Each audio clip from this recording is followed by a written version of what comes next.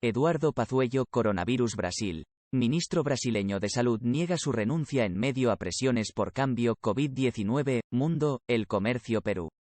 El ministro brasileño de Salud, el general del Ejército Eduardo Pazuello, negó este domingo que haya presentado su renuncia, en medio de presiones de sectores políticos por su salida debido a la cuestionada gestión frente a la COVID y en momentos en que Brasil vive su peor momento en la pandemia. La supuesta renuncia de Pazuello por alegados motivos de salud fue negada en un comunicado del Ministerio de Salud poco después de que la Secretaría de Prensa de la Presidencia admitiera que el jefe de Estado, Jair Bolsonaro, se entrevistó hoy con una médica que es señalada como su posible sustituta en la cartera. El Ministerio de Salud informa que el ministro Eduardo Pazuello sigue al frente de la cartera con su gestión empeñada en acciones de enfrentamiento a la pandemia en Brasil, asegura la nota. Aclaremos, además, que Pazuello se encuentra en perfecto estado de salud y que no hay ninguna petición de renuncia del ministro al presidente de la República, agrega el comunicado. Según versiones de prensa, el ministro, presionado por políticos de la propia base oficialista y por sectores del ejército, habría alegado motivos de salud para justificar su salida del gobierno.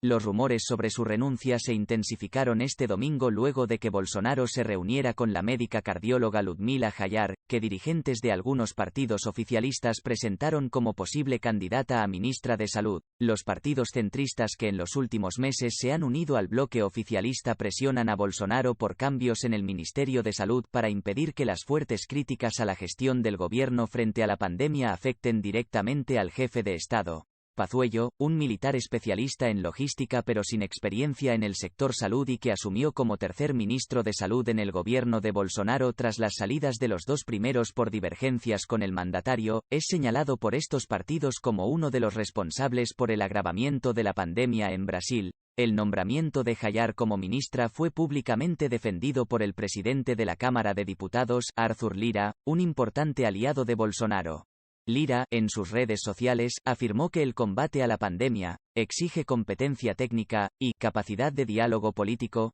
y que considera que Jayar posee dichas características. Espero y hago fuerza para que, en caso de que sea nombrada ministra de Salud, consiga desempeñar bien sus nuevas funciones por el bien del país y del pueblo brasileño en esta hora de enorme gravedad.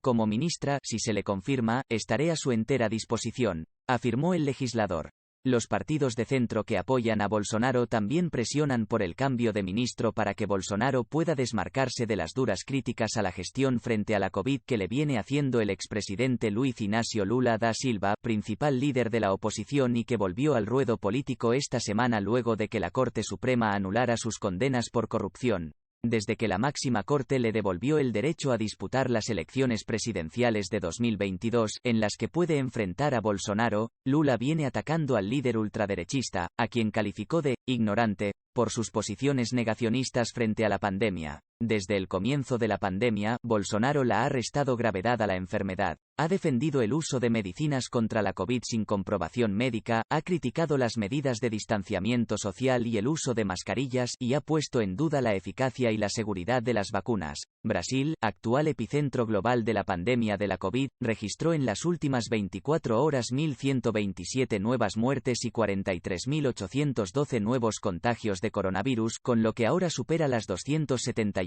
víctimas y roza los 11,5 millones de casos. De acuerdo con el boletín divulgado este domingo por el Ministerio de Salud, Brasil acumula 278.229 muertes y 11.483.370 contagios desde el comienzo de la pandemia, que lo confirman como el segundo país en el mundo tanto en número de óbitos como de casos, tan solo superado por Estados Unidos. Los elevados promedios en los últimos días confirman que Brasil sufre actualmente una segunda ola de la pandemia, más virulenta y letal que la primera, en parte provocada por la circulación de nuevas cepas del virus, entre las cuales la variante brasileña que tuvo origen en la Amazonía y que, según investigadores, es 3 veces más contagiosa que la original. Conforme a los criterios de saber más //